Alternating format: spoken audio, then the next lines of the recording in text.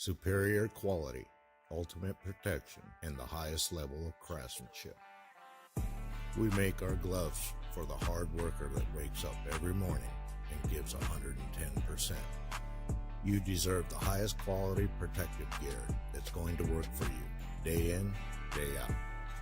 We know it can be tough deciding what companies to trust for your hard-earned money. It's all in our name. We've mastered our craft to help you master yours. We make our gloves rugged, durable, and designed for you.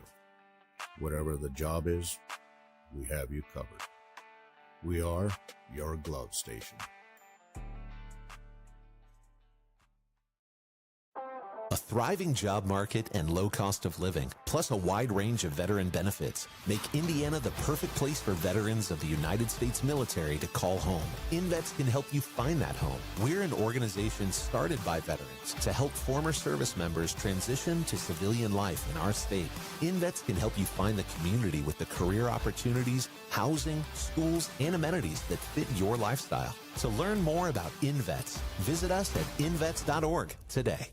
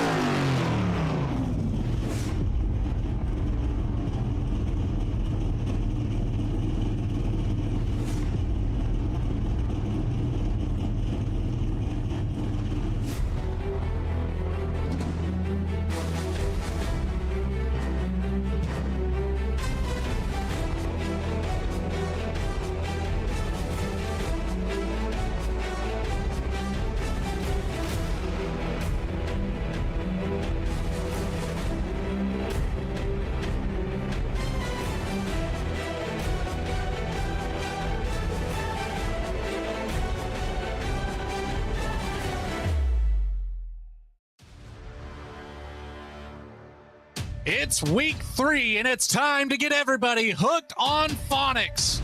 Hold on, wait a minute. I think Patrick Drabick must have typed up this week's script, Daniel. Let's try that again.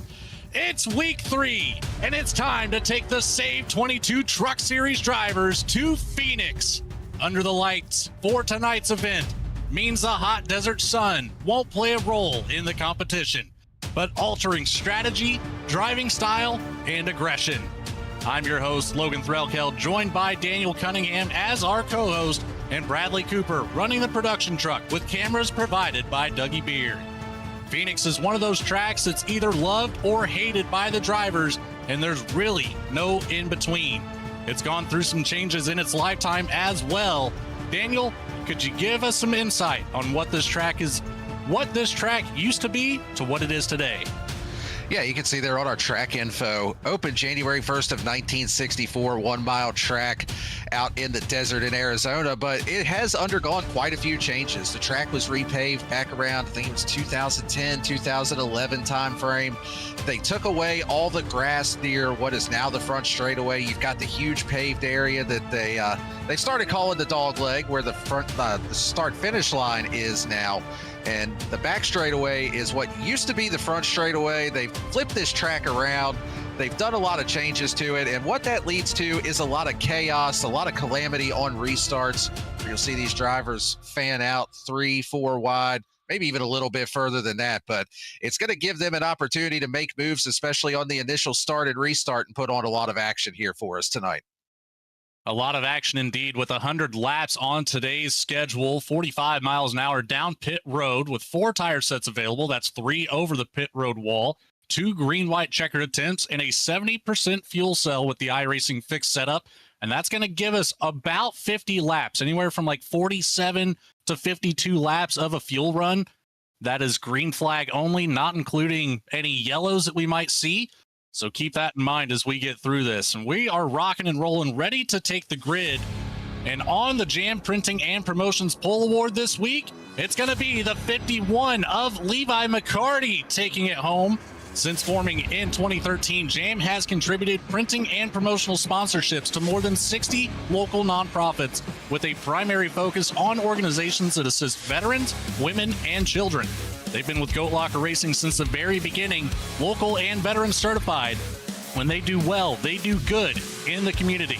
And starting to the outside of that 51 of McCarty is the Jam Printing and Promotions truck, just barely off pace there to take that pole award. The 07 of Patrick Drabick rolls off in P2. In row number 2 is the 04 of Wesley Burke, lined up next to the 25 of James Kaufman. In row number 3, the 15 of Jamie Barkis, next to the 27 of Jacob Ellingson. Behind them in P7, it's the 14 of Chance Taylor, next to the 40 of Ken Huber. And last but not least, in the top 10, it's the 58 of Jonathan Cofield, next to the 65 of Samuel Yosef. Rolling off in the 11th position, the season opener winner, Michael Kostick, with Mike Browning to his outside in 12th. Starting in 13th position here this evening, it's going to be Michael Johns with Jason Kristen in 14th. Starting in the 15th position, Brandon Wallace into his outside, Mauricio Marquez Ramos in the 16th position.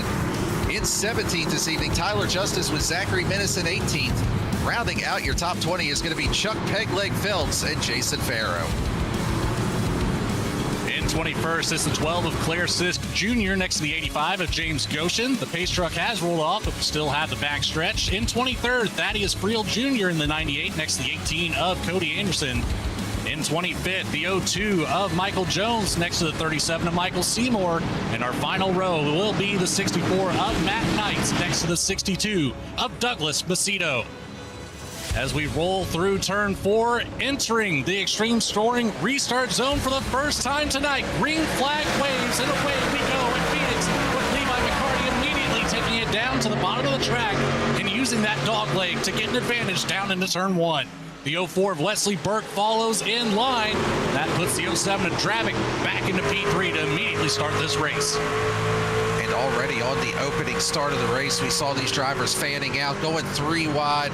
A lot of action, a lot of drivers cutting that dog leg like we talked about in the pre-race. Something these drivers will have to be mindful of, though, on the initial start and the restarts. You cannot change lanes until you get to that start-finish line, and that does include going down below the yellow line if you're on the inside. So, going to be a little bit of a wild card there with what may happen here on these restarts this evening. Levi McCarty looking for redemption after the race Wednesday night here in the Next Gen Series. Led a good portion of the laps Wednesday night. Unfortunately, did not come home with the win, but starting off strong here from the pole, he'll be looking to lead more than half of this race if he can keep it up there.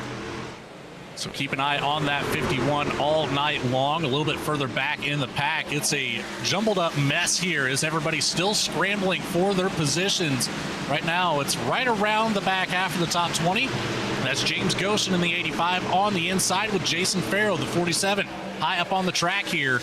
Now, one thing you can do is carry a little bit more speed on the top of the track through at least 1 and 2.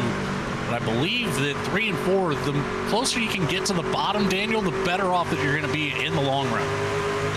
Absolutely correct on that. With 3 and 4, it just really seems like it's one groove over there. If you're following close behind somebody, you may be able to utilize that second lane to try to get a run through the dog leg, maybe try to cross over and cut underneath of someone. But 1 and 2 gives a lot of different options. The only thing that I'm going to be curious to see as we get through the evening when it comes to turns 3 and 4, I have seen in previous years that sometimes in the trucks you're able to shift over on that end of the track and actually use third gear to try to get a little bit better run on exits. So it usually doesn't work when you're on fresh tires, but as the run goes on, something these drivers may try here a little bit later on. The momentum from the top or the rotation on the bottom, it's going to be a battle all night long to see who picks out what lane and what lane will last longer throughout the course of this race.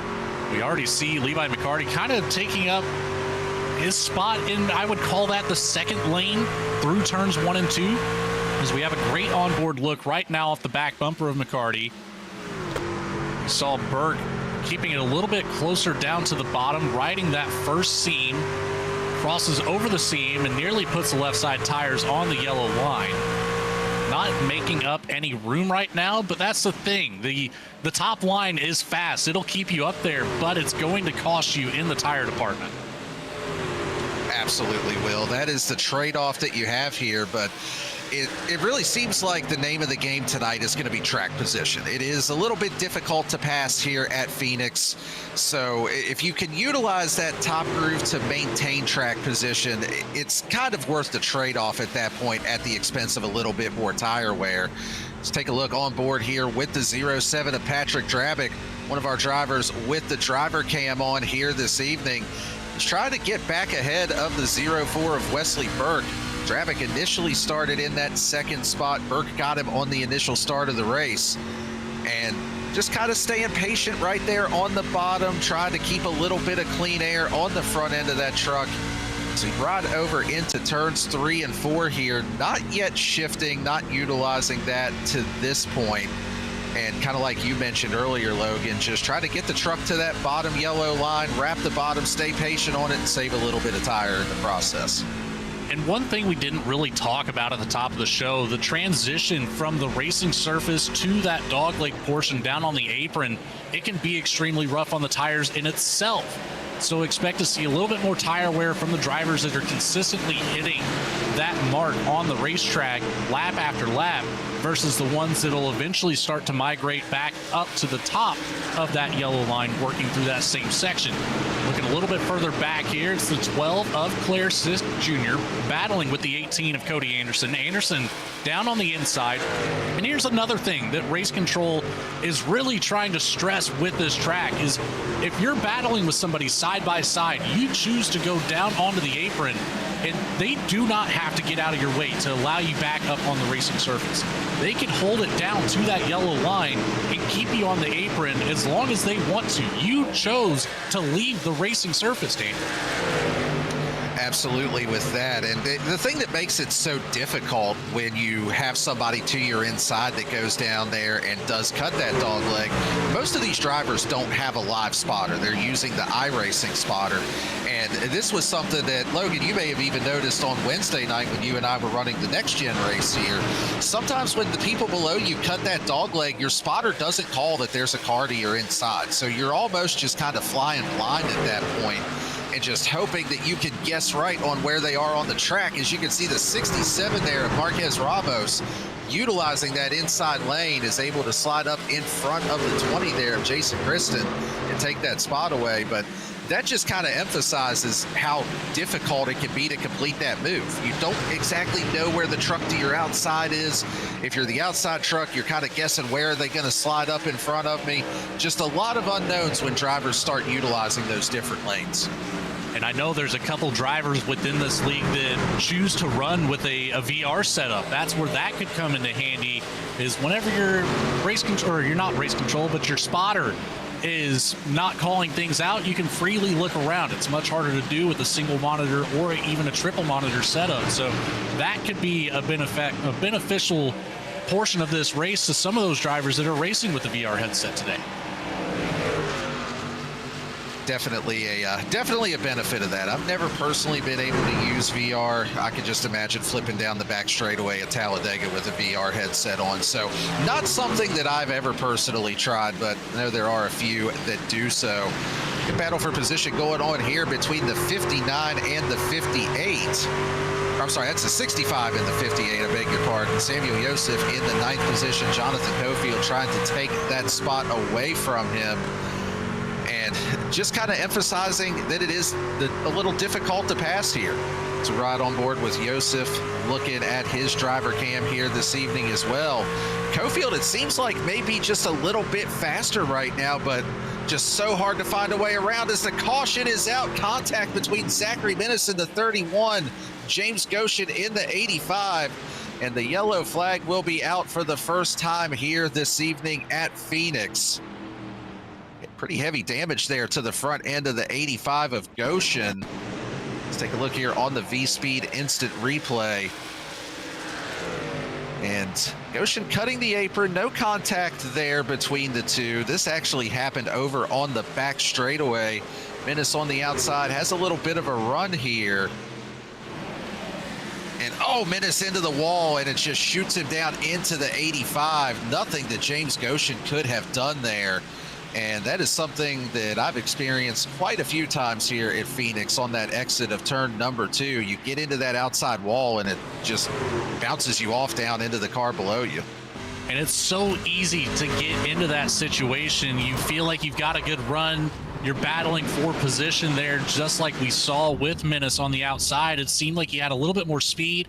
Just seemed like he throttled up a little bit too early, asking a little bit too much out of that truck at this point in the race, and just pushed all the way out to the outside. So unfortunate circumstance there for Goshen. Nowhere to go for the 85 team. We'll see if either one of those drivers will be able to recover here after they get some of that damage fixed up. And it looks like the top 3 have actually elected to stay out. It's going to be Levi McCarty still holding on to the race lead. Cody Anderson is going to jump from the back of the field all the way up to P2. Douglas Macedo will follow him as well.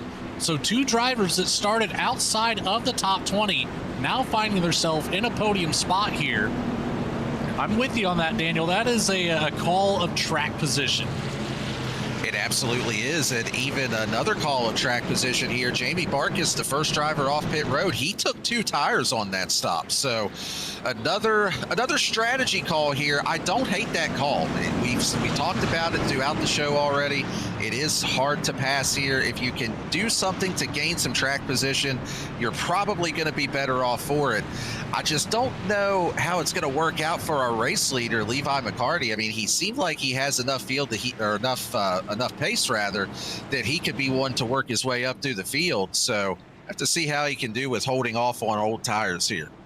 And seeing just how well they can save. Hey, speaking of save, how about SAVE22, our title sponsor here?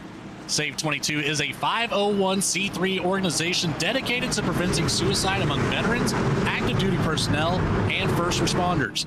Our unwavering mission extends to 4 critical pillars: shield, assist, volunteer, and educate. You can visit them at save22.vet. Learn a little bit more about that organization as we work down through turns 3 and 4 into the extreme scoring restart zone for time number 2 tonight. And away we go with the green flag waving. Levi McCarty with another great jump, but Cody Anderson says right. Oh, goodness. Drive it down to the inside wall. Chance Taylor's wrapped up in it. We've got a whole lot more getting bundled up here. Oh, Mike Browning gets caught up in that at the end there, and Wesley Burke in the 0-4 did not spin, but I believe that was actually where it started. Contact between both him and Doug Macedo there, and that is going to bring out the caution as we go back and take a look on the V-Speed instant replay. Already, you can kind of see the 62 there didn't get the launch that he wanted, and just product of old tires with that. Burke coming up the track gets into the 62 of Macedo, which shoots him up into the 07 of Patrick Drabick. And actually, Wesley Burke there has taken responsibility for that. He's actually requested an EOL from race control for being at fault for that incident. But take another look at it here. This was something that you talked about pre-race, Logan. If you choose to go down below that yellow line, the driver above you is not obligated to move up and let you back on the track. So also, sorry, go ahead. It kind of looked like that transition might have got the 62 a little bit loose there. Take it back again and have an onboard look here with Macedo. Take the green flag here. I think he's a gear up from the top 2 drivers as well. Much slower on the restart. I can't tell if it was a little bit of a loose condition or if he just decided to hold it down there, knowing that there's a driver to the outside. And going back to something you said earlier about the spotter not calling out that there's a car inside when you're that far off the racing surface, he might not have known that Wesley Burke was there, but knew that there's a car or 2 to his outside lane. Yeah, I think that may have been what the situation was there, just trying to give some extra room to those vehicles on the outside. I mean, he did have room to come up the track a little bit further, but again, it's just such a weird spot to be in whenever you have these restarts here like that at Phoenix, where you don't necessarily get the spotter calls the same way you would. It's so hard to judge just how much room you have above and below you.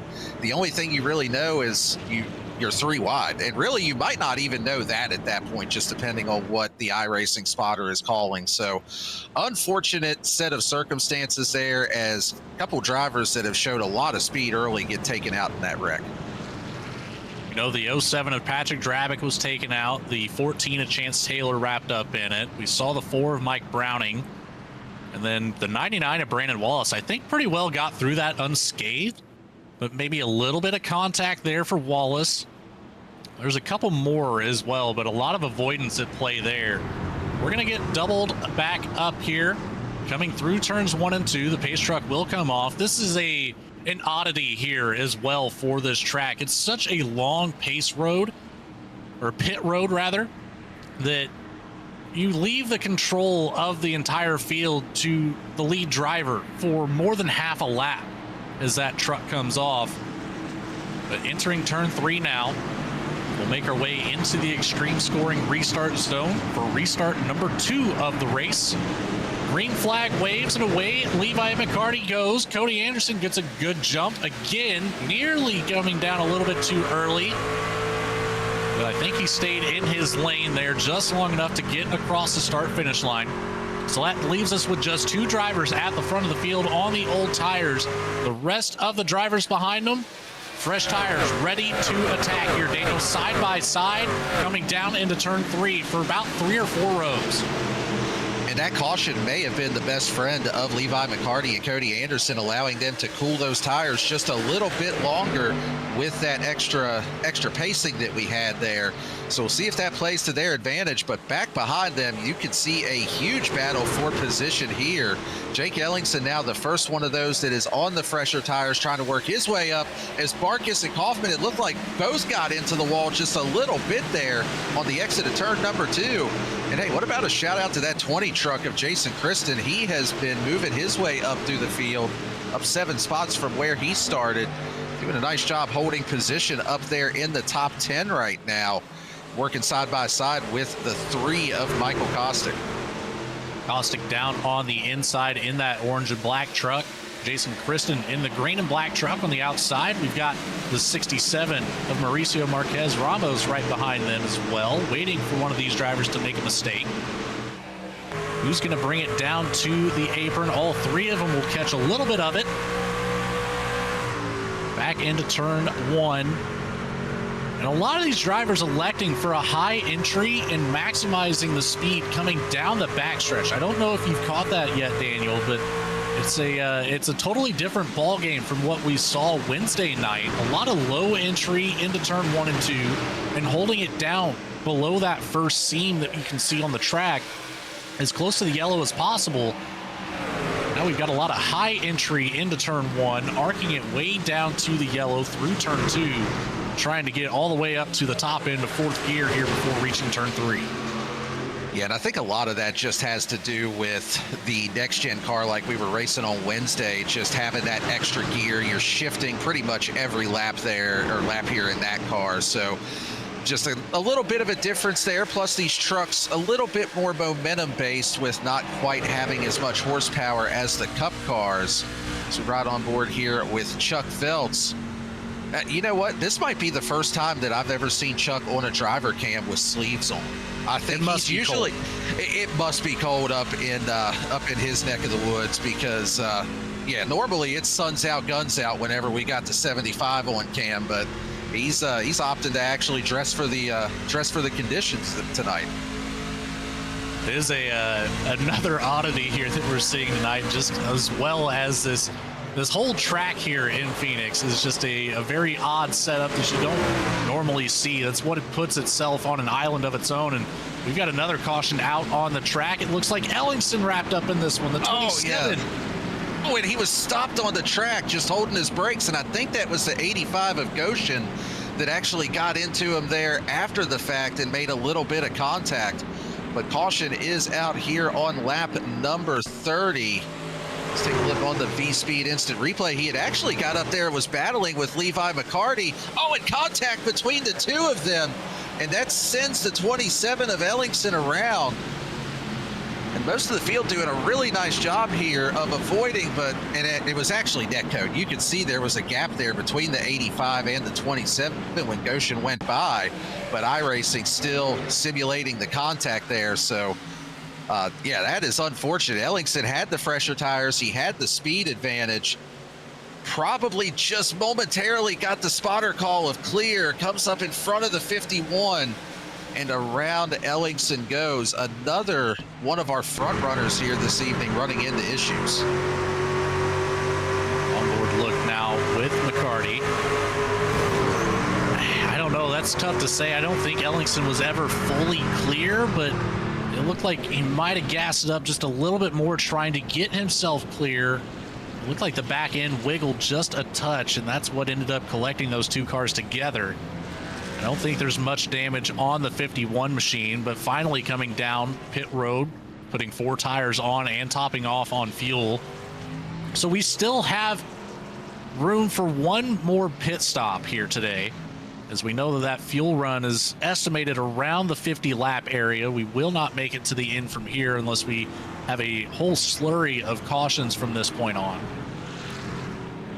So one more scheduled pit stop at least. This hands over the race lead to the 25 of James Kaufman. Michael Kostick will take up P2 with Mauricio Marquez Ramos in the 67 taking up P3. Ken Huber, Tyler Justice rounding out our top 5 for this restart. The 59 at MJ Johns, quiet night for him. We haven't said that name very much. He'll work his way up to P6 with Thaddeus Friel Jr. in 7th. Jonathan Cofield, Wesley Burke, and Mike Browning will make up the back half of the top 10 here.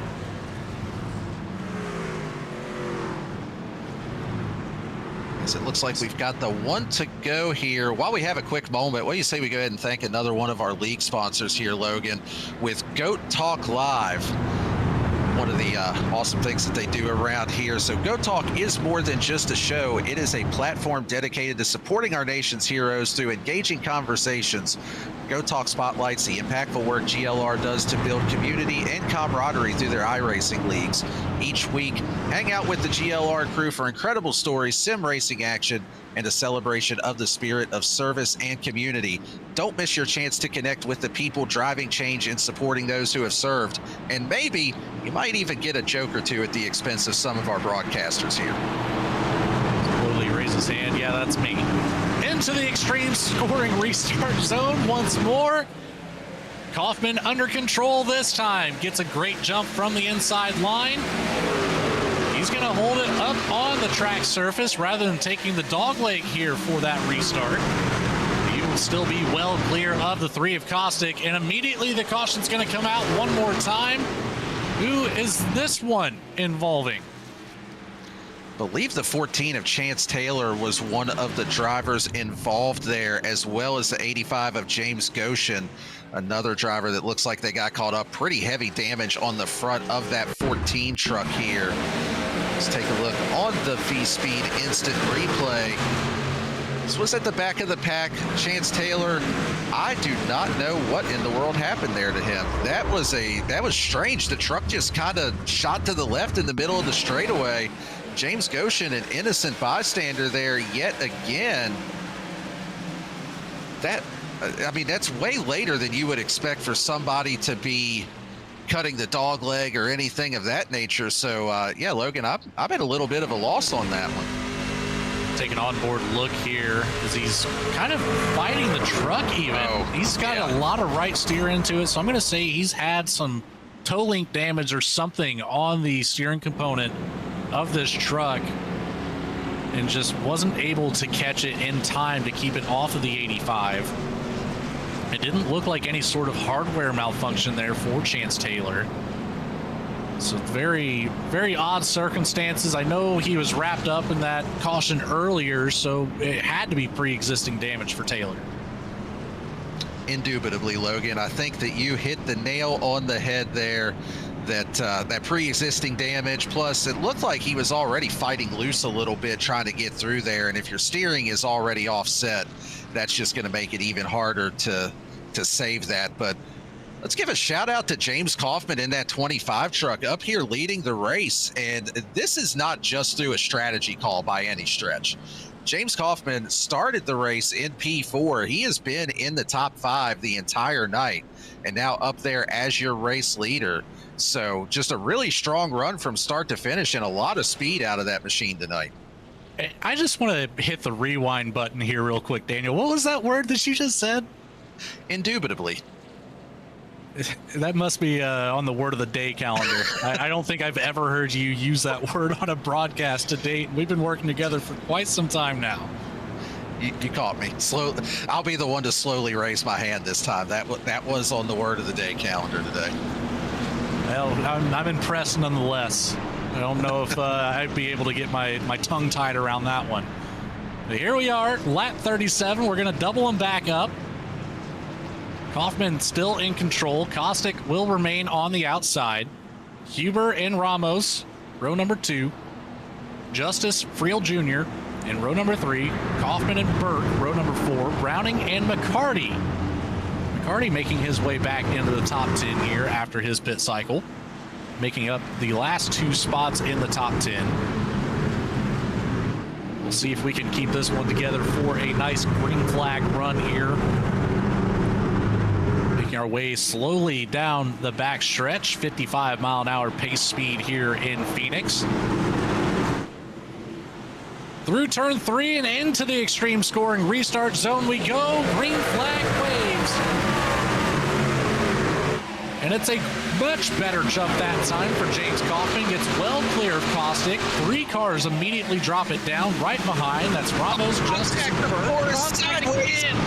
Oh, what a save out of Mike Browning, though. That was a huge moment, and he was dirt tracking it through 1 and 2 that time. What a huge save. That's impressive. You don't really see that a whole lot. We are staying green as a result of that, but back up into front. Here's Levi McCarty on the charge, trying to find his way back to the front of this field. Not able to make a whole lot of ground right there as of yet.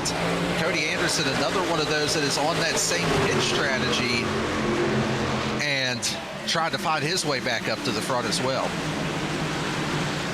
McCarty has gained 4 spots since the restart, so immediately on the move. One of those drivers that, if you notice here, a couple times he is not afraid to put the driver door, or what would be the driver door, almost completely up against that wall on pit road exit.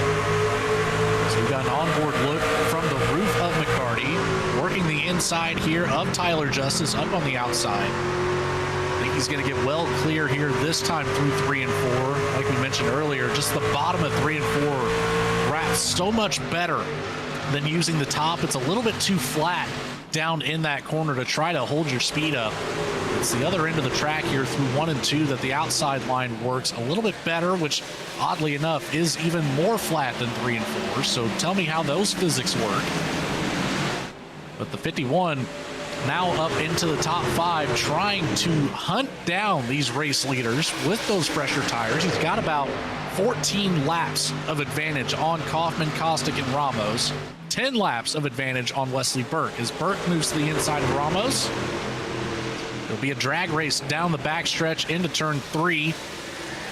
McCarty looking to the outside, falls in line with the 67. Going to try to work the outside through 3 and 4 this time. It's nearly an offset 3 wide. Burke keeps it just close enough that McCarty couldn't get the crossover and get down underneath the 04 machine. What a comeback for the 04 of Wesley Burke as well. I mean, he was running up there in second place early on in the race, took responsibility for the 1 caution, requested an EOL for it, and has worked his way back up through the field now into the top 5 there in that 5th position, and looks like he has speed enough that he can get up there and possibly work his way back to the lead.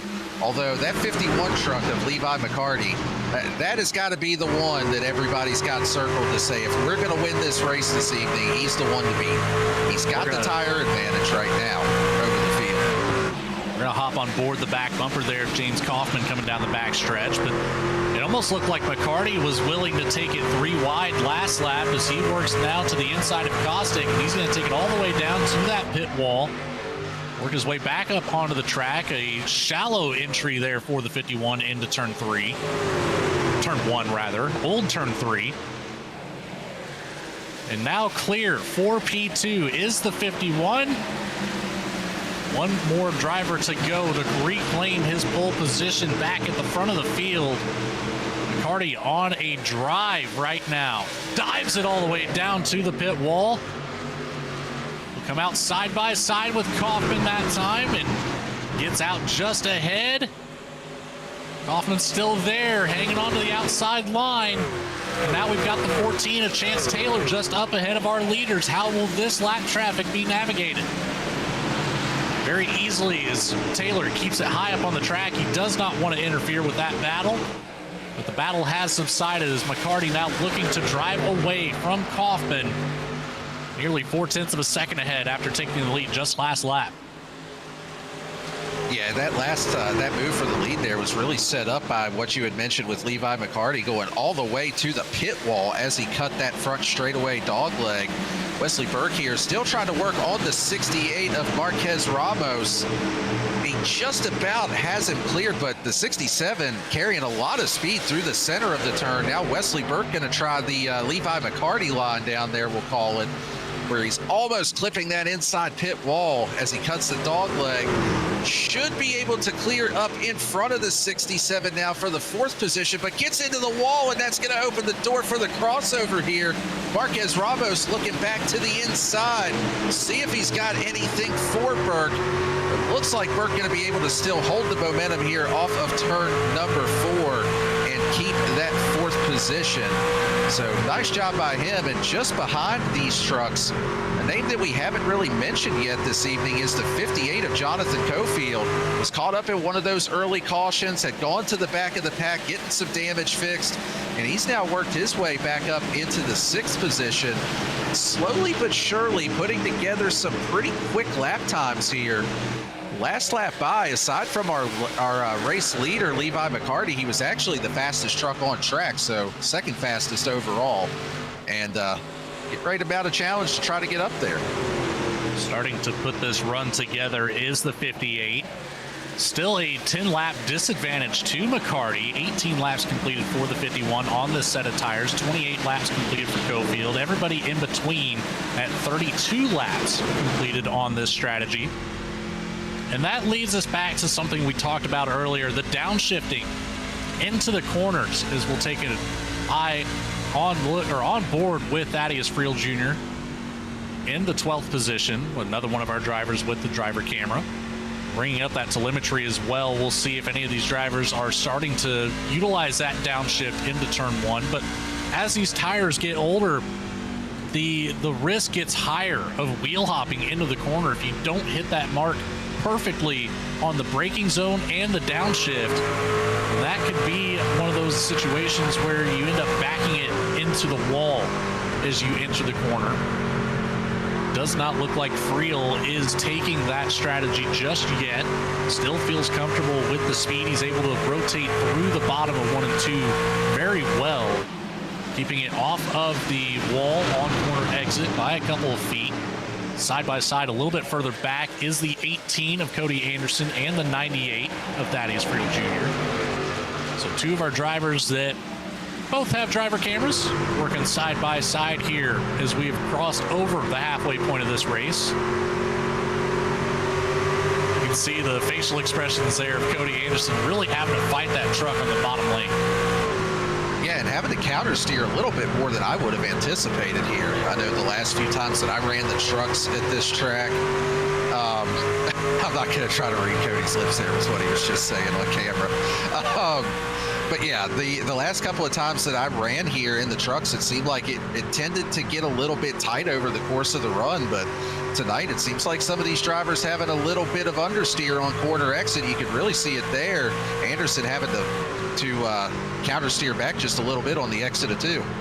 And the dirty air that Anderson is fighting right now is not fun. Let me tell you, it is one of the most dangerous things to come across through these races as he finally gets to the inside of Friel. Anderson will have a good challenge here. Will he be able to keep it off of the door of the 98? The 98 keeping him low on the track. Not a great drive off of the corner for Anderson, but keeps it right there, the nose to the driver door. I think this will be the moment where the 18 can finally get clear, dropping it down to the bottom of the apron. Back up towards the front. Cofield starting to work his way around the 67 of Ramos. But again, the drive off that you get from the bottom lane of 1 and 2 is so much slower than the top lane. And if you're side by side, you really have to be careful and check up even a little bit to make sure you don't put your truck into theirs and inevitably take both of these trucks out of the race. That could happen very, very easily. Levi McCarty has since worked his way up about nearly 2.5 seconds over James Kaufman since the last time we checked in on the 51. Yeah, Michael Kostick still holding strong in the third position. Wesley Burke had actually gotten around Kostick at one point, but Kostick was able to retain that position, pull a little crossover move, as there was just an incident that took place with the 98, and the caution is now out. The 98 of Thaddeus Friel, it looked like he kind of blinked out for a second there, maybe a brief connection issue that might have led to some contact or something to that effect, but caution is out. As we go back on the V-Speed instant replay here, still battling for position with Cody Anderson, and that was quite a bit of net code, and then, yeah, the 98 just disappears. So he is gone for quite a while, and that is where he rejoins the track, and slow enough to bring out the caution at that point. So nothing I can really blame on anybody there, just one of those connection deals, just one of those racing deals, Logan. I think that saved both the 98 and the 99 there. With the 98 of Friel blinking out of existence for that time being, it certainly looked like Brandon Wallace was going to plow right into the left front of that truck. That would have been two heavily damaged race cars on the track again, but it didn't look like either one of them came out of damage with that one. Well, going to bring it down pit lane here. We're going to put everybody back on the same strategy, Daniel. Yeah, this is going to reset the field. It's going to get rid of any tire advantages or disadvantages that we talked about. I'm pretty sure most of the field still has 2 sets of tires in the pits as well. So just past halfway, and this is definitely going to reset everything. Although I am going to be curious to see if anybody tries 2 tires, and Samuel Yosef does make a strategy call here. That may have actually been a fuel-only stop out of Yosef, just 5.6 seconds in his pit box, and then 8.9 seconds for Cody Anderson. So definitely a 2-tire call there out of the 18. But they are going to have fresh tires behind them with the 51 of Levi McCarty on back. Everybody else electing to take 4 here. And the 65 of Yosef, that is his 3rd visit to his pit stall. So you would have to imagine saving that last set of tires. I think he's already taken 2 sets early on in this race. So wanting to leave 1 set available for later on. I don't dislike that call. He'll pick up a bonus point here for the lap led. Anderson was certainly looking to snatch that bonus point as well with that 2-tire call. I'll put both of those drivers on the front row. Burke and McCarty will be row number 2. Kaufman and Kostick in row number 3. Cofield, Ramos, row number 4. Huber and Justice in row number 5. While we have a quick break in the action, let's say thank you to another one of our fantastic sponsors here in Goat Locker, MK Fire Design. At MK Fire Design, we believe every hero story deserves to be etched in wood. From the thin red line to every branch of our military, we craft custom, handcrafted flags that honor service, sacrifice, and pride. Honor your sacrifice today at mkfiredesigns.com. Every flag has a story. What's yours? Back into the extreme scoring restart zone. Away goes Yosef.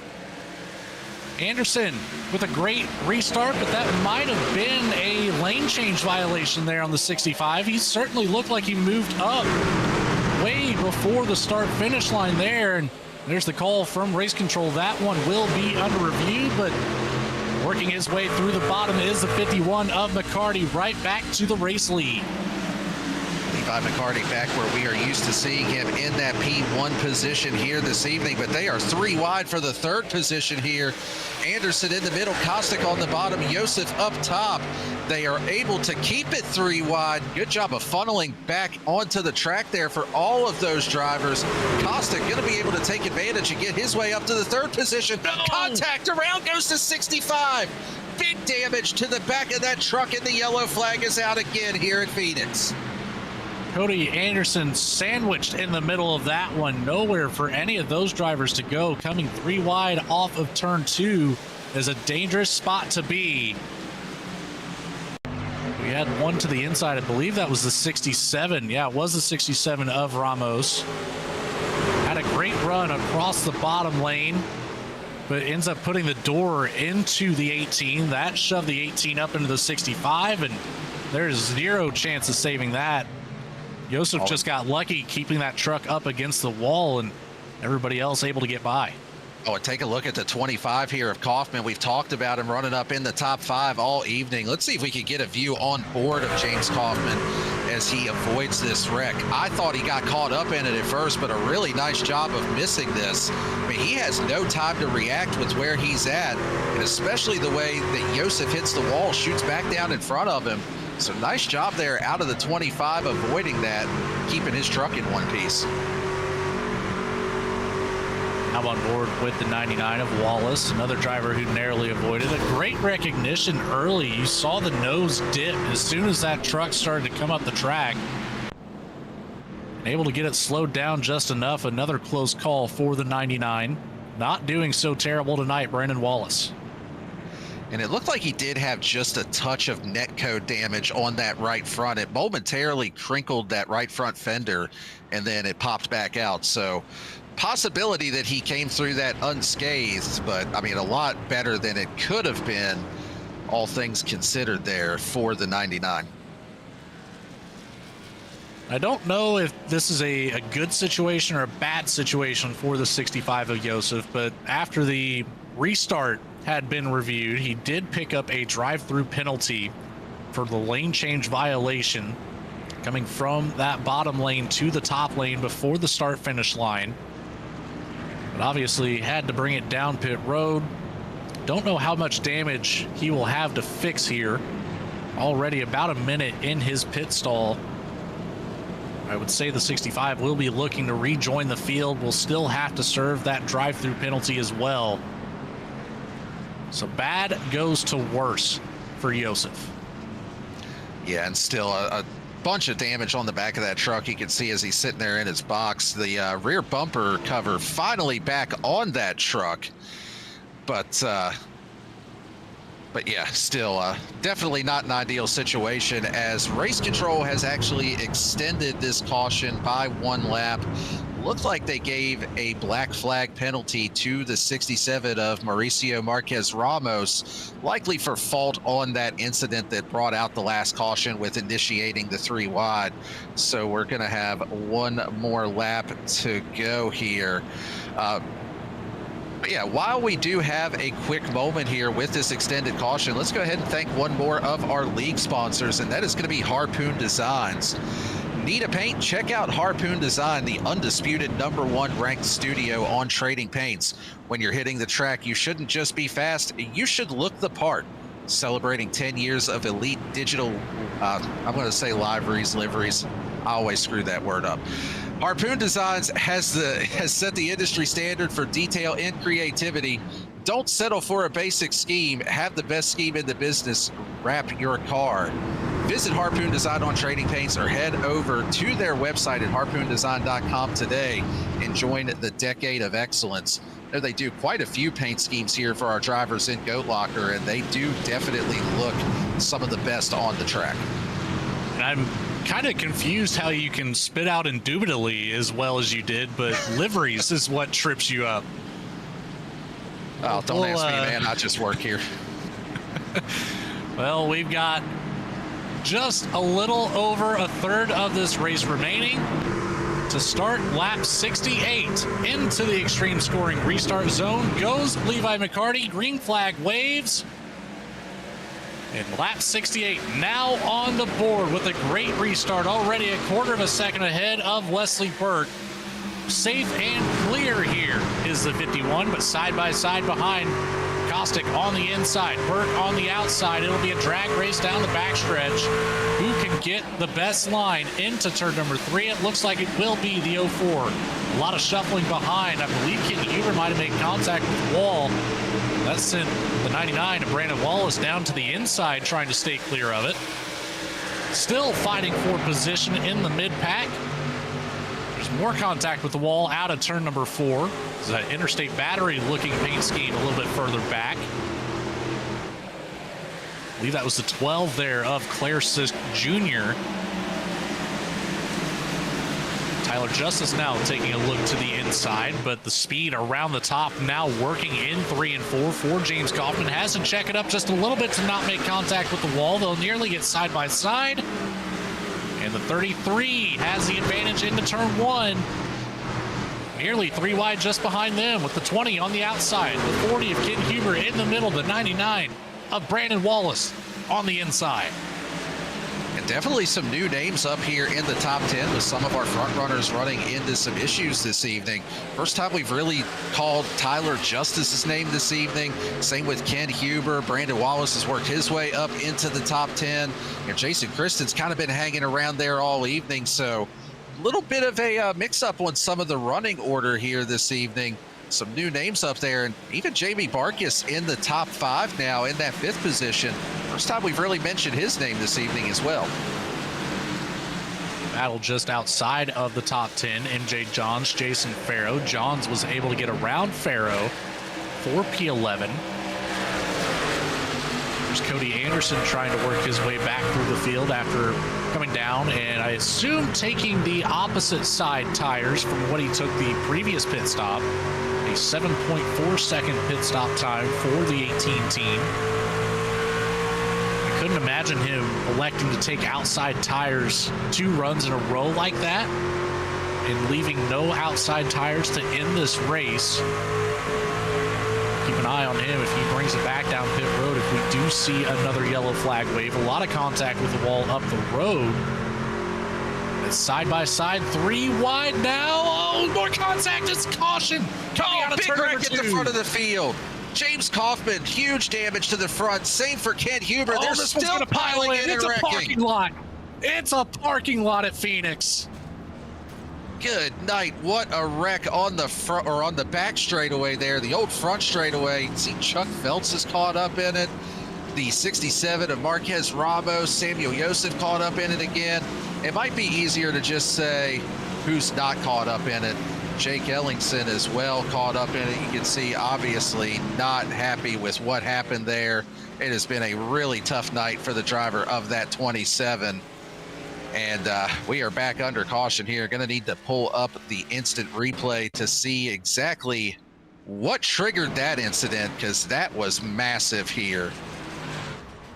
There was a lot going on at this moment. The 0-2, Michael Jones. Wow. Able to just sneak right through the middle of that. That was impressive. But let's break down everything else that happened here. Saw the gap, a little bit of a shove from behind. Cody Anderson gets piled up into it. I think at this point it'd almost be easier to name the drivers not involved. You see the 3 wide just up ahead. Kaufman, Huber, Browning gets tagged. The 64 of Knights, the 59 of MJ Johns. 99 of Brandon Wallace not able to escape this one. Oh, who was that other truck that skated through that? I believe that was the 47 of Jason Farrow that also did a great job of working his way through that wreck, the Waffle House machine. That yellow and white truck up there.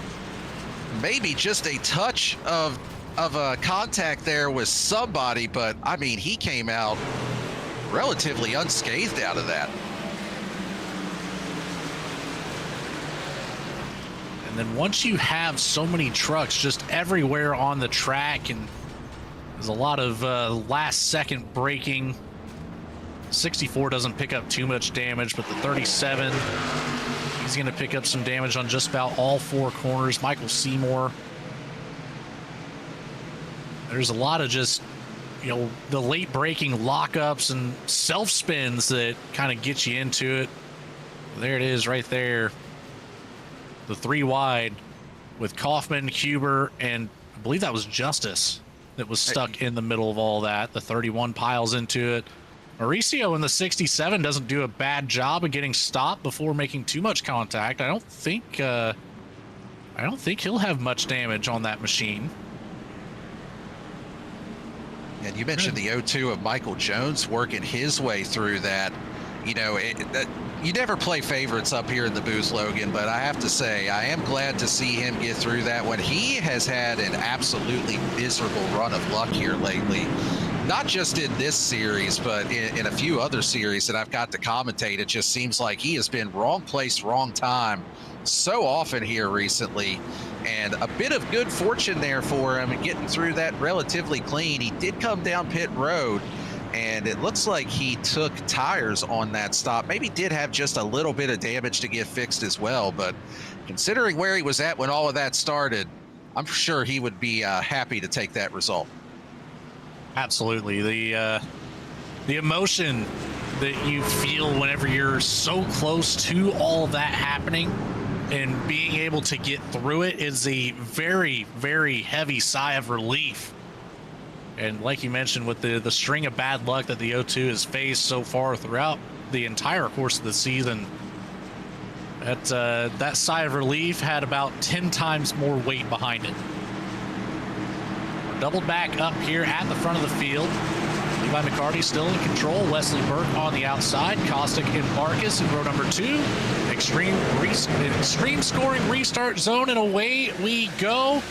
McCarty with another fantastic jump. Kostick will get a great jump on the inside line, side by side with Burke, diving down into turn 1. And here's that level of aggression that we're getting used to seeing, amplifying late in the race.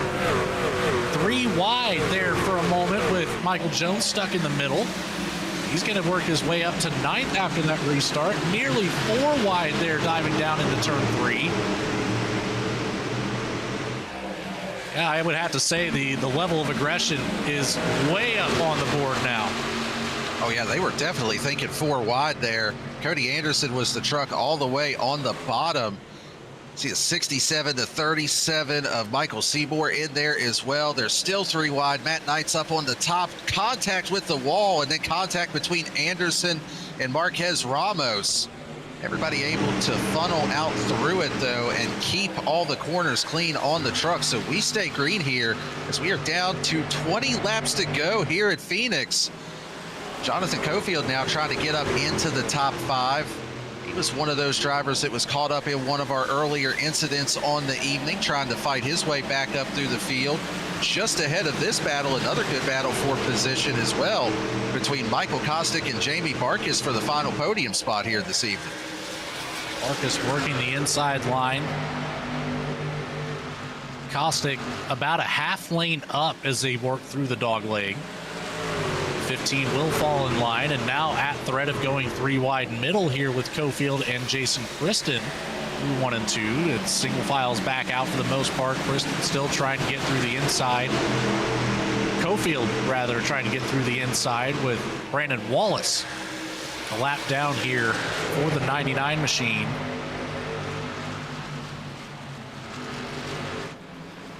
And Jonathan Cofield actually pitted on that last caution, already up to the 5th position. It was an extended stay in his pit box, I believe. No, actually, I'm sorry. It was just 14.7 seconds. So he did, in fact, take tires on that last caution. So a little bit of a grip advantage here for the 58, probably thinking, you know what, I'm going to go ahead and put on my last set. This is the last time I'm coming down pit road. And I don't hate the call. He's been stuck in that kind of back half of the top 10 area for most of the race. If we do get a late race caution, as the control truck might only need to hang on for a lap or 2 on those older tires. I like the advantage here that he has. It's about 15 laps between Cofield and the top three now, as he's gotten the nose just ahead of Jamie Barkas. Will get fully clear of the 15 machine, diving down into turn one. The 58 right now just needs a little bit of clean air, and I think he's got a great chance of making a run up to the front and challenging Levi McCarty for that race win. Wesley Burke doing his best to hold on to it right now. This is the smallest that we've seen the lead for McCarty on after a restart.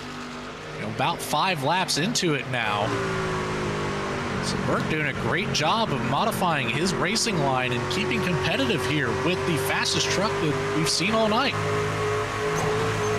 Yeah, just a little touch to the wall there off of turn 2, no harm, no foul. And this is something that I've noticed out of Wesley Burke, not just in this series, but really in all the Goat Locker series. He's somebody that hasn't been with the league incredibly long compared to some of the other drivers that are here. But just in the short time that he's been here, he's gotten a lot faster in not a lot of time, really working on his racecraft, working on that overall speed that he has. Seen him up front, winning races, running competitive in pretty much any car that Goat Locker runs. So not a surprise to also see that happening mid-race as well, where he's kind of learning the track, learning the vehicle, and up there trying to put some pressure on a driver that otherwise has been in control for the majority of this race. Cofield has gotten around Michael Kostick, so finally some clean air for the 58 machine. We'll see if the remaining 12 laps, 13 laps, will be enough for the 58 to make up a couple more spots here and maybe come away with a race win at Phoenix. A lot of room to work with here. 1.3 seconds behind Levi McCarty, 0.8 seconds behind Wesley Burke right now. But again, that clean air on the nose of this truck and those fresher tires. 15 laps of difference here, holding it way down on the bottom. You can see that gap closing, working through turns 1 and 2. 0.3 of a second off the board up to McCarty. I think he's going to get there for the challenge. I don't know if he'll have enough time to complete the pass. Yeah, previous lap, he was a tenth faster than the two in front of him. Let's see what the lap times are at the line this time. About a 28 flat for Levi McCarty and Wesley Burke, and a 27.86 for Jonathan Cofield. So about a tenth and a half, almost 2 tenths faster there. I mean, if he could keep that pace up, he could definitely get there and mount a challenge. The only question is, once he starts to hit that dirty air that we've talked about throughout the evening, how is that going to affect him, and is he going to be able to get through the 2 trucks ahead of him in a quick enough fashion? Find out here very, very shortly, as lap 90 now on the board. 11 remain here in tonight's competition. The battle for position now on your screen. You can see that live time between all 3 of these drivers. Burke, 0.3 of a second behind McCarty. 0.3 of a second ahead of Cofield. Cofield rapidly closing that gap here each time around. Now 0.2 of a second up to Burke. I think the challenge that'll be the hardest one is getting around this initial car. Wide on the entry is the 04 to the inside. Goes the 58. They'll come out nearly side by side, but Cofield will have to fall back in line, not able to maximize that drive off. But there's challenge number 1. You cannot spend too much time here battling with Wesley Burke if you want to have any sort of an attempt on the lead car. And McCarty, one very hard driver to pass. And I think Cofield's got to do it here, as he's going to do it, but the caution is flies. out. Yellow flag is out, and that is going to set us up for a late race restart here at Phoenix. I do not think that is what Jonathan Cofield wanted to see by any stretch, as he was definitely faster than the 2 in front of him. So go back and check the V-Speed instant replay. That is the 12 of Claire Sisk. And just self-spin there. Tries to save it, keep it down on the inside of the track. It's right on board here with the 12 of Claire Sisk. And that looks like maybe just a little bit of a side effect of some of that damage that she's had throughout the evening. Saul got caught up in a couple of incidents, tries to lock it back down to the left, but by that point, truck already coming back up the track, noses it into the wall. And that is going to put us under caution here, as a little bit of a split strategy on what these drivers are doing for their what could be their final pit stop. Burke brings it down. Yeah, Levi McCarty stays out. So does Cofield, Kostick, Jason Kristen, Wesley Burke, and Jamie Barkis elect to come down pit road. I don't know that they're going to have enough laps left to be able to make it happen, though.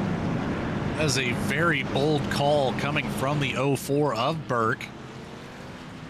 I can't say I'm the biggest fan of it, but maybe expecting to see some calamity here after this restart. The right sides go up on the 04. Taking a look from my point of view, yes, the left sides go up, so it'll be four sets of tire, or a full set of tires for the 04. And Burke will roll off of pit lane, coming back out onto the track in P7, it looks like. So not too terribly far behind. A 34 lap advantage over McCarty and Kostick, as well as Jason Kristen. A 19 lap advantage over Cofield, Ramos, and Justice. Very interesting strategy here to release that P2 spot, but I don't know. It could very easily go either way, Daniel. So here's my mindset with it. If I'm Wesley Burke, especially coming out in P7, I think that is the right call now. It may or may not work in his favor, but it was pretty obvious that he didn't have the speed to keep up with Cofield before that caution. Cofield was about another set of turns away from passing him. And as the second place truck on these restarts, you pretty much know that you're at a huge disadvantage. It's almost impossible to time it up with the race leader on these restarts. If your goal is to come here and win, it is absolutely the right call. You're not going to win by staying out. And with restarting on the inside, you know, we've talked about you can't go below that yellow line until after they hit the start-finish line, but you can absolutely go down there in 1 and 2, try to make some spots up on the apron like we've seen in real life. So we'll see how this works out. And that 04 truck is going to have to get aggressive to make this happen with 5 to go. So certainly keep an eye on the purple and black 04 of Wesley Burke. The 67 now finding his spot on the top side. Side by side, McCarty on the inside, Cofield on the outside. Extreme scoring restart zone for possibly the last time tonight. Another big jump for McCarty. Kostick gets a great jump side by side with Cofield at the line. Who's it gonna be? 5 to go as we get back green. 5 to go, and further back, Wesley Burke already looking 3 wide to the bottom, trying to make some moves, make that ground up. Currently showing in the 5th position. He's got to make quick work as Barkis into the wall. And more going on behind Browning and Phelps. And another big hit on Barkis from the 31 machine. And that's going to set us up for essentially a green-white checker here. Don't know if it'll be a natural green-white checker or an actual overtime restart. Let's go back and take a look, and that honestly just looked like cold tires for the 15. He did come down and pit on that caution. I don't think there was any contact prior to the spin starting there. As we ride on board, take a look here. Yeah, that was just loose on corner exit. Just probably didn't have enough heat in those tires, trying to get everything he can, utilize that tire advantage. Just a little bit too much out of Jamie Barkis there. Very tight behind, a small bump there to the 75 of Phelps from the inside. That got him just loose enough. The 4 of Mike Browning with nowhere to go. And that is the last thing that Cofield wanted to see. He needs a full, well, it's hard to say a full green flag run at this point, as we'll be definitely into our green-white checkered territory here. But Cofield needs a run. McCarty is doing such a fantastic job of getting a great jump on these restarts. It's going to be very hard to catch back up and get to the point of attack here on the 51 truck. I think he's going to need a little bit more than just 2 laps, Daniel. I think you're correct on that. He needed it to go green to be able to get the momentum build up in that truck, try to chase the 51 back down. It's going to be so hard to pull off on a green-white checker attempt. And the same goes for Wesley Burke, too.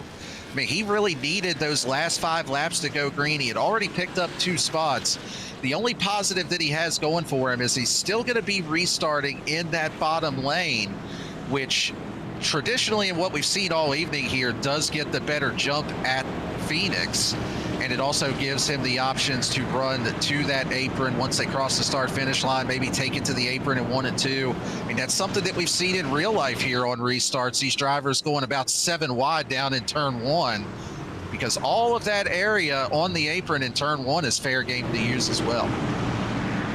I personally feel like this works out better here for Burke. It'll give him the opportunity to challenge back up to a podium position pretty quickly, as he'll be able to take a deep dive down into turn 1 in a massive advantage of 19 laps over Ramos, and he'll be 34 laps over Michael Kostick and Jason Kristen. So realistically, they shouldn't be able to fight much back on the 04. And we saw Wesley Burke take the inside line very easily after that last restart. So he still has a high percentage chance of making his way back to the podium after that late pit stop. We just have to see. This will be green-white checkered attempt number 1 of 2. Into the extreme scoring restart zone. Green flag waves. McCarty with another good jump, but this time Cofield much better off. A little bit early on the move down the track. He's going to stay right on the bumper of McCarty. Working the outside line, trying to get that momentum coming down the back stretch. If he can get the speed off of turn 2, will he dive down into turn 3? Not quite close enough yet. There goes Wesley Burke. It makes contact with the 67. Mauricio Ramos goes up to the top of the track. But we get the white flag. Is out. Last time around, it's the white flag presented by Glove Station. Quality gloves and protective gear to get you across the finish line. Burke with a solid challenge to the inside of Cofield. A slide from the 04 at the bottom. Holding on to it as best as he can. He'll fall back to P3. Will Cofield have anything out of turn number 4? Not close enough to put the bumper to him. Levi McCarty comes away with the win at Phoenix. Redemption on the board. Really impressive win there out of the 51. 82 laps led after starting on the pole. The box score is going to show this as just an absolute take him to the woodshed kind of race. But these drivers definitely made him earn it here this evening. Jonathan Cofield, Wesley Burke, both mounting really strong challenges to the 51. Little congratulatory bump there out of the 04, telling him good win. But the night belongs to the 51 of Levi McCarty.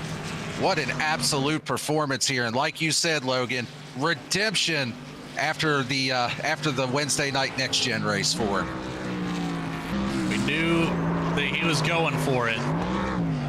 There's no chance that Levi McCarty was ever looking in the rearview mirror after taking the pole. Fell back a little bit due to some strategy, but able to work his way right back up here. 82 laps led. Nothing to scoff at. We'll take it back here on the V-Speed Instant Replay. The contact with the 04 and the 67. Up high enough on the track, out of the racing groove. The white flag was already out. Once that white flag is out, all bets are off. We raced it all the way back around, further back in the field. Chuck Feld's having some issues, far enough in the field. The caution didn't come out for him either. Burke able to take away P3 here, but the challenge coming down the backstretch, the loose conditions for Burke nearly ended his race here after a solid drive back up. Through turns 3 and 4, or 1 and 2. A slide out of 2. Tried to pick up the draft, but just a little bit too far back. I thought here Cofield was going to be able to pick up enough speed to put the bumper to Levi McCarty. Not close enough. 51, victorious in Phoenix for week number 3. We're going to send it to a quick commercial break, get set up for our post-race show, have a word from a couple of our sponsors here. We'll run through our race results and, of course, interviews with our top 3. We'll be right back, everybody. Stick around.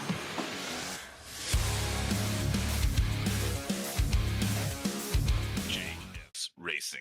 We're in the game.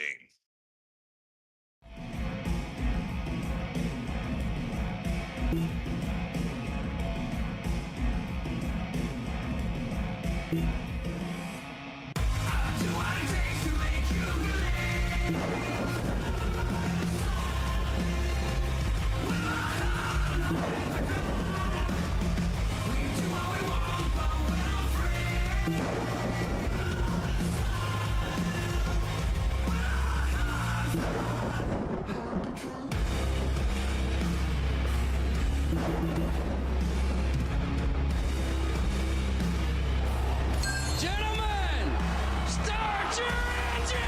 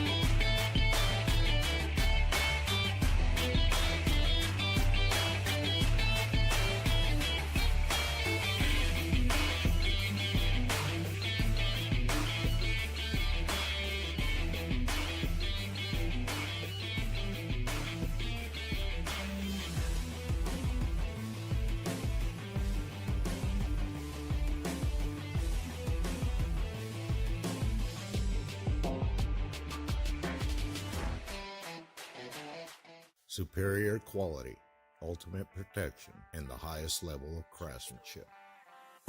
We make our gloves for the hard worker that wakes up every morning and gives 110%. You deserve the highest quality protective gear that's going to work for you, day in, day out. We know it can be tough deciding what companies to trust for your hard-earned money. It's all in our name. We've mastered our craft to help you master yours. We make our gloves rugged, durable, and designed for you. Whatever the job is, we have you covered. We are your glove station. A thriving job market and low cost of living, plus a wide range of veteran benefits, make Indiana the perfect place for veterans of the United States military to call home. InVets can help you find that home. We're an organization started by veterans to help former service members transition to civilian life in our state. InVets can help you find the community with the career opportunities, housing, schools, and amenities that fit your lifestyle. To learn more about InVets, visit us at invets.org today. And we are back here live in virtual Phoenix. I'm Logan Threlkeld, of course, alongside Daniel Cunningham with Bradley Cooper on the production truck. We had a wild ride throughout 102 laps actually here. 100 scheduled, 9 cautions on the board with 10 lead changes.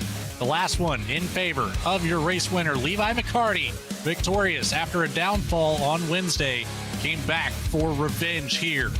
Jonathan Cofield with a great drive back up to P2. The 58 will be on a podium spot, as well as the 04 with a late pit strategy, able to drive back up from P7 through a couple more cautions back to P3. Michael Kostick in the 3 will take home 4th with the 02 of Michael Jones. Finally, some luck going his way. It takes home a top 5 here at a difficult track. Cody Anderson in the 18 takes home 6th. Tyler Justice in the 33 and 7th. Jason Kristen in the 20 takes home 8th. The 47 of Jason Farrow in P9. And last but not least, in the top 10, the 37 of Michael Seymour. Finishing in the 11th position this evening is going to be Brandon Wallace. James Kaufman, tough break for him, ran up in the top 5 for a majority of this race, comes home in 12th after heavy damage from an incident. Jamie Barkis comes home in the 13th position with Matt Knights in 14th. The boss man, Patrick Drabick, not the night he was looking for either, comes home in the 15th position. In 16th is going to be Mauricio Marquez Ramos. Chuck Peglake Phelps in 17th, James Goshen in 18th, Mike Browning in 19th, and Claire Sisk in the 20th position. 21st, it'll be Chance Taylor in the 14, followed up by the 65 of Samuel Yosef. The 31 of Zachary Minnis gets 23rd, with Thaddeus Friel Jr. in the 98 taking home 24th. MJ Johns in the 59 and 25th. Ken Huber, the 40. Bad luck falls his way, takes home 26. Jake Ellingson, even worse luck falls his way. He'll take home 27th for the 27 machine, and her first retiree of the event, the 62 of Doug Macedo, taking home 28th. What a finish we had here tonight, Daniel. What do you say we get right into it and have a word with our race winner? That's going to be Levi McCarty joining us up here in the V-Speed booth. Levi, you got a copy? Yes, I do. Well, you bounced back from a tough Wednesday night series here at Phoenix, and you were obviously able to come home with the victory today. Strategy going your way, 82 laps led. It's seems to be your track. You really were a phenomenal force on Wednesday night, and coming out here and basically repeating the same race, just obviously much better luck. Yeah, and kind of being able to control the front and the track position most of the race, I think was the big difference. But yeah, I went back on my notes from like early season Phoenix races, and it's completely different from, you know, like an end of the season race. There's a lot more cautions usually, and it's just it doesn't run and unfold like the championship races do. But with that being said, it feels good to come back and win at Phoenix after, you know, like a month ago, the disappointment of not being able to get it done in the championship. It still hurts, but tonight definitely makes it feel a little bit better. We definitely had a really solid night tonight, leading the most laps, starting on pole, and then getting the win. You know, there was a few different pitch strategies there at the end. Jonathan Cofield had fresher tires. Wesley Burke had fresher tires after pitting on the next to last caution. With those last couple of restarts, knowing that you were at a little bit of a tire deficit, was there any worry that maybe you were seeing another one slip away here late from you, or did you still feel like being the control truck and having that clean track was the key? I was scared. You know, I was scared, Dan. Just the last couple of weeks, like it's been bad luck. So yeah, I was definitely scared. Jonathan Cofield, I haven't raced with him much, but as I'm seeing, he can really save his tires well. So I got to adjust to that moving forward. He was running me down last week too. And then I think Wesley Burke is probably new to GLR, and he's kind of a rising star. Like he runs hard, and I respect what I'm seeing from him. So he's definitely going to be a force to reckon with as well. So it's fun seeing guys come in and compete and improve. That's what it's all about. It's good to hear that from a driver's perspective as well. I know Daniel and I talked about that a little bit throughout the race, and you know, it's impressive to see everybody able to progress through this series as we cover it year after year, season after season. But Levi McCarty finally breaking the bad luck streak. 82 laps led once again. Started on the pole, taking home the number one spot. Who do you have to say thanks to or shout out that might be watching at home? Yeah, I want to apologize to Jake on that wreck early there. I feel like I may have had a little bit to play in the wreck, and if I do, I completely apologize to him. I run well with him, and I didn't mean to get into him there. Or whatever happened, I'd have to go back and look at it. But I know we were kind of fighting for the same spot off the corner there, and hate that his race got ruined there. So just apologize to him. But yeah, I got to shout out Fairfield Auto Group, Fairfield Motorsports, Lincoln Tech, SAVE22, Indiana Department of Veteran Affairs, InVets, appreciate those guys, ATYL Media, and yeah, I'm excited and having a fun year racing a lot of different cars here, and it's been a blast. Looking forward to more good racing. Well, congratulations once again on your race win here at Phoenix, and more importantly, locking yourself into the playoffs. Levi McCarty, we'll catch up with you next time. Thanks, guys. your race winner here at Phoenix. We're going to take it down to pit road now and catch up with our P2 finisher. It's going to be the 58 of Jonathan Cofield joining us up here in the V-Speed booth now. Jonathan, you got a copy? Yeah, I got you. Well, you had a drive here to start the whole race, starting a little bit further back, just inside of the top 10.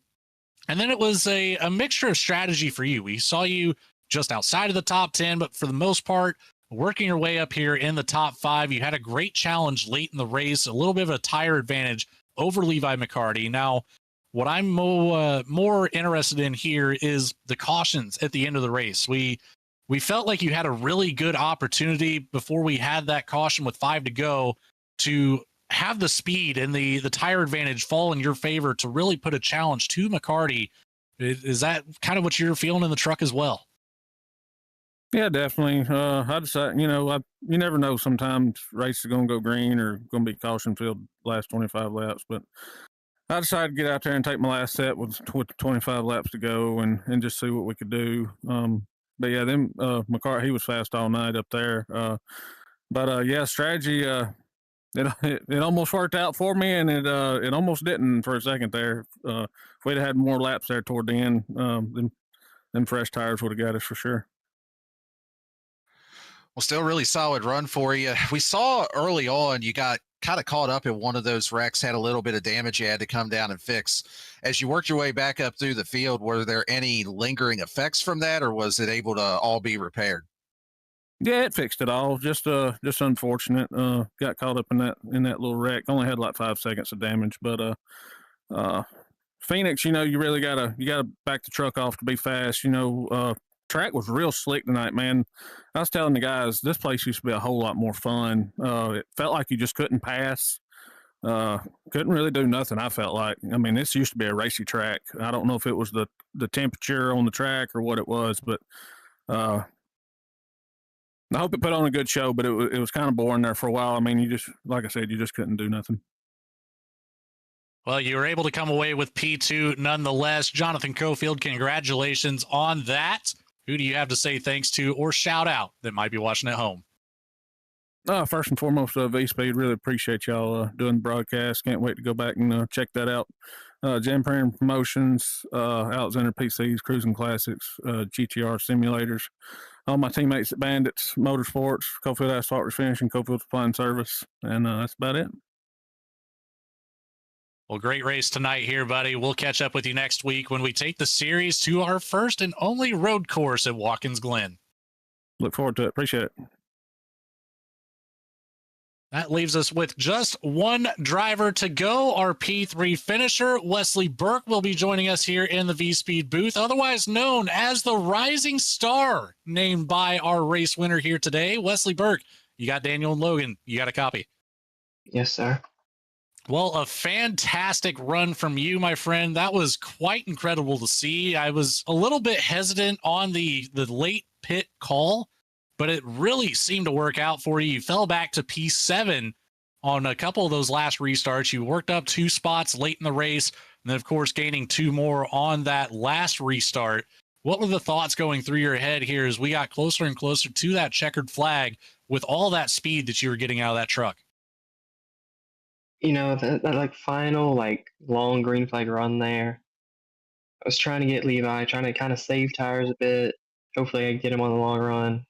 But then I saw Cofield like P5, P4, P3. I knew he had a little bit fresher tires. So I was like, okay, go time. Tried to get around Levi, but 30 air, so big. Then Cofield got to me, and the caution came out. My heart sunk for a second when I saw like nobody pit. Or at least it didn't look like anyone pit, but came out P7. Instantly got 2 spots in P1 on the restart. And then the caution came out. I think if caution doesn't come out, I won. That was where my mindset was. Because with, I think it was Caustic and Ramos in front of me going into P3. They were side by side, and I felt like I would have got them into 1. So, sucks. Still a really strong run for you. Definitely making a name for yourself here in Goat Locker, just with the speed that you're showing in every series. Going back a little bit earlier in the race, I know there was the one caution that you took responsibility for. You requested the EOL for it, which I think is a classy move that people will do that and just say, hey, it's my fault. Give me the penalty for it. But you were able to drive your way back up through the field when passing was really pretty difficult tonight. So what was it like trying to work your way back up through the field after taking that EOL, and kind of what your mindset was? Definitely pretty hard to pass on the bottom. If you catch at the top, you can make the pass, but it's hard to get to the top of someone. So at one point, I think it was Chuck. I doored up a little bit. Didn't mean to, just got tight on the bottom, 30 air and stuff. Kind of washed up into him. But then a few cautions fell my way. And then with the way the pit strategy worked out, I was able to get back to the front. So it wasn't too hard with how many people were pitting under cautions and all that. But I did have to gain a bunch early on, which was hard to pass, but Well, congratulations on your P3 finish here, Wesley Burke. I think this is the first time in this series that we've gotten a chance to talk to you up here on a podium. So who do you have to say thanks to or shout out that might be watching at home? one of my friends that's watching. Thank you for watching. Obviously my whole SRP team. They're great to be around. And then obviously iRacing, MK Fire Design, Sim Motion, Harpoon Design, Zach Graphics, and SAVE22 for being the title sponsor of the series. Awesome. Well, thank you for your time, Wesley. We'll catch up with you next week when we take these trucks out to Watkins Glen. Well, Daniel, that's going to do it for tonight's show. We had a whole lot happen throughout the entire course of this 100-lap scheduled race. What are your thoughts looking back here at Phoenix? Certainly no shortage of things to talk about on the evening. It turned into a bit of a chaotic race there. A lot of drivers just having to survive the calamity, work their way up through the field.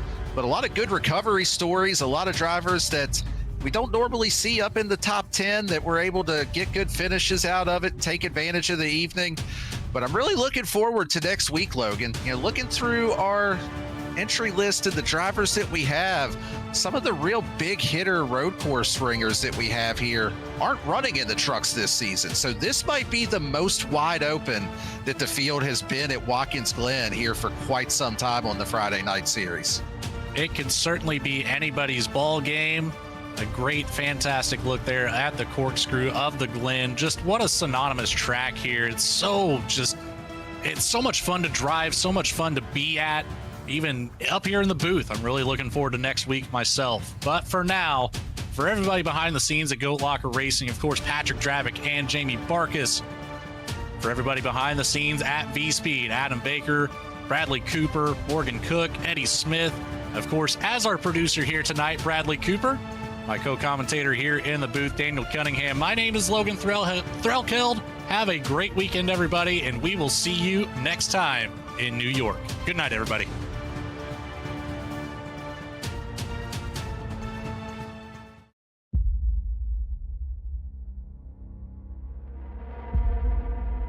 I hope you're ready. This is going to be exciting.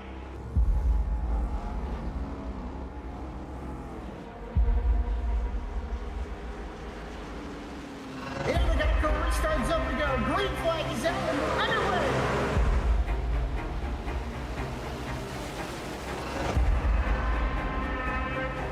Just a few laps into this. Oh, the 37's getting loose. Oh, and he saves it. Oh, they're going 3 wide.